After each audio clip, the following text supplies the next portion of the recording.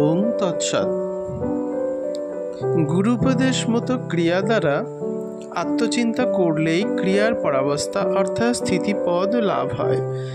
দুধে সাজাল দিলে যেমন তা জমে দধি হয়ে যায়, দুধের সে তরলতা থাকে না, তদ্রূপ ক্রিয়া করলে মনের চঞ্চলতা নিঃশেষ রূপে স্থির হয়ে যায়।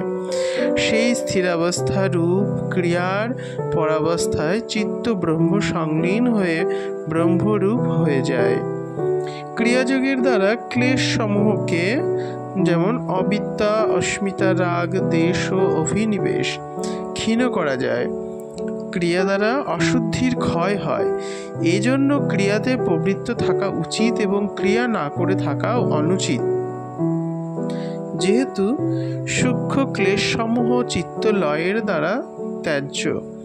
আবার এই চিত্ত লয় হয় ক্রিয়ার দ্বারা, অতএব ক্রিয়া করাই কর্তব্য এবং না করাই অকর্তব্য। ধর্ম ও অধর্ম রূপ কর্মসংস্কারই কর্মাশয়। কর্মাশয় যতদিন থাকে ততদিন খোলসের মূল থেকে গেল। এই কর্মাশয় বর্তমান থাকতে কেউই নির্ভয় হতে পারেন না, কিন্তু যিনি শ্রদ্ধা ও মনোযোগ দিয়ে ক্রিয়া করেন তার দেহ বন্ধ ক্ষীণ হয়ে যায়, অর্থাৎ মনের দেহাভিমান ও তজ্জনিত সুখ দুঃখাদির বোধ থাকে না। আর যিনি ক্রিয়া না করেন তার দেহাভিমান নষ্ট হয় না, বরং বৃদ্ধি পায়। সুতরাং ইহা জন্ম মৃত্যু ভয়ের কারণ হয়। জন্ম মরণাদি ক্লেশই জীবের মহাভয়। এই মহাভয় থেকে পরিত্রাণ করে মুক্তিদান করতে পারে একমাত্র ক্রিয়া। এই জন্য ক্রিয়া করা সকলের পক্ষেই কর্তব্য। সাত্ত্বিকী বুদ্ধি কারো যদি নাও থাকে, তিনি যদি ক্রিয়া নিয়মিত রূপে করতে থাকেন, তখন তার প্রাণের সুষুম্নায় গতি হবে। প্রাণ সুষুম্নাবাহী হলেই বুদ্ধি স্থির, অর্থাৎ বুদ্ধি সাত্ত্বিকী হয়। সাত্ত্বিকী বুদ্ধি দ্বারাই বন্ধন মোচন হয়, অর্থাৎ মুক্তি হয়। ক্রিয়াযোগ সংসারে থেকে করা যায়। ভগবত সাধনা প্রসঙ্গে প্রায় সব সাধু মহাত্মাদের থেকে একই কথা শুনতে হয় যে কামিনী কাঞ্চন ত্যাগ করতে হবে ও এই সংসারে থেকে ভগবানের সাধনা করা সম্ভব নয়। কিন্তু যোগীরাজ শ্রী শ্যামাচরণ লাহিড়ী মহাশয় কখনো কামিনী কাঞ্চন ত্যাগ করার উপদেশ দেননি। তিনি নিজেও সংসারে থেকে যোগের চরম শিখরে উপনীত হয়েছিলেন। যোগীরাজ বলতেন, সংসারী মানুষের অর্থও চায়, পরমার্থও চায়, কোনোটাকে বাদ দিলে চলবে না, কিন্তু কোনো মতেই অর্থের কীট না হওয়া চাই। সংসার যারা ত্যাগ করে যান তারা দুর্বল। সকলের মাঝে থাক এবং এমন কর্ম করো সকলের মাঝে থাকো এবং এমন কর্ম করো যাতে ওইগুলোর আসক্তি চলে যায়। আসক্তিই বাধা। আসক্তি না থাকলে কিছুই বাধা সৃষ্টি করে না।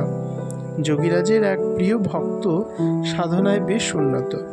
তিনি যোগীরাজের কাছে সন্ন্যাস নেওয়ার অনুমতি প্রার্থনা করেছিলেন, কারণ সেই ভক্তের মনে হয়েছিল যে সংসারে থেকে সাধনা করা খুবই কঠিন।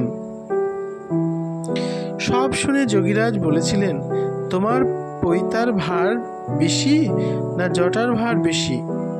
তুমি কি সাধু বলে নিজেকে প্রচার করতে চাও যাতে তোমায় লোক মান্য করে এবং কিছু অর্থ উপার্জন হয়? দেখো, গেরুয়া পড়লে লোকে যদি সাধু হতে পারে, তবে গাধা ঘোড়া সাধু হতো, তাদেরও তো গেরুয়া রং, তবে তাদের সাধু বলবে না কেন? ওসব পাগলামি ছেড়ে দিয়ে সংসারে থাকো, সোপার্জনে জীবিকা নির্বাহ করো আর ঈশ্বর সাধনা করো। অপরের দান নিয়ে জীবনযাত্রা নির্বাহ করবে না। সাধারণত সাধু হবার কতকগুলো বাহ্যিক শর্ত আছে, যেমন বিশেষ রঙের বস্ত্র পরিধান করতে হবে, হয় বড় বড় চুলদাড়ি রাখতে হবে অথবা মাথা ন্যাড়া করতে হবে, কপালে বা শরীরের বিভিন্ন অংশে তিলক কাটতে হবে, গলায় রুদ্রাক্ষের মালা দিতে হবে, কিন্তু এই বাহ্যিক ব্যাপারগুলো সাধু হবার সাপেক্ষে যুক্তি দেয় না, কারণ সাধু মানে সৎ এবং সর্বদাই এরা আত্মার সাথে রমণ করে। এই বাহ্যিক রূপান্তর কিন্তু কোনোভাবেই সততার সাক্ষ্য দেয় না। প্রসঙ্গক্রমে বলা যায়, সংসারী মানুষ সাধুদের উপর নির্ভরশীল নয়, কিন্তু সাধুরা সংসারী মানুষের উপরই নির্ভরশীল। সংসারীর অর্থ সাহায্য না পেলে তাদের 2 বেলা 2 মুঠো অন্ন জুটত না, আর সংসারীদের জ্ঞান দিতে পারতেন না। এই প্রসঙ্গে বলা যা বাহুল্য, যোগীরাজ শ্যামাচরণ লাহিড়ী মহাশয়ের গুরুদেব বাবাজি মহারাজ যখন যোগীরাজকে সংসারে ফিরে যেতে নির্দেশ দিয়েছিলেন, তখন প্রসঙ্গক্রমে বাবাজি মহারাজ বলেছিলেন, এই যে আমি সন্ন্যাসী হয়েও যে পাত্রটি দ্বারা জল পান করছি, তাও সংসারী মানুষের অবদান।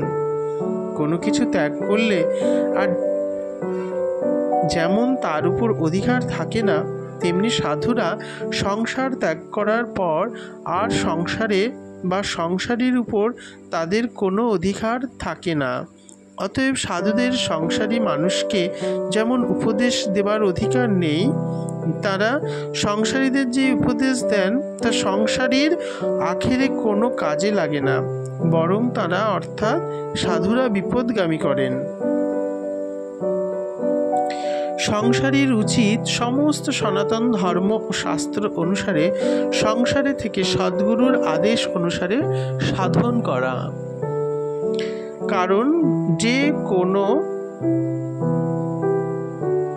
সাধকের পক্ষে সংসারই সবচেয়ে নিরাপদ স্থান। এখানে এই দেহ বা সাধন ক্ষেত্র রক্ষা করার জন্য ব্যতিব্যস্ত হতে হয় না, বা সাধন করার সময় কোনো বাধা হয় না। সুতরাং সংসারীর উচিত কোনো প্ররোচনায় পা না দিয়ে আত্মসাৎ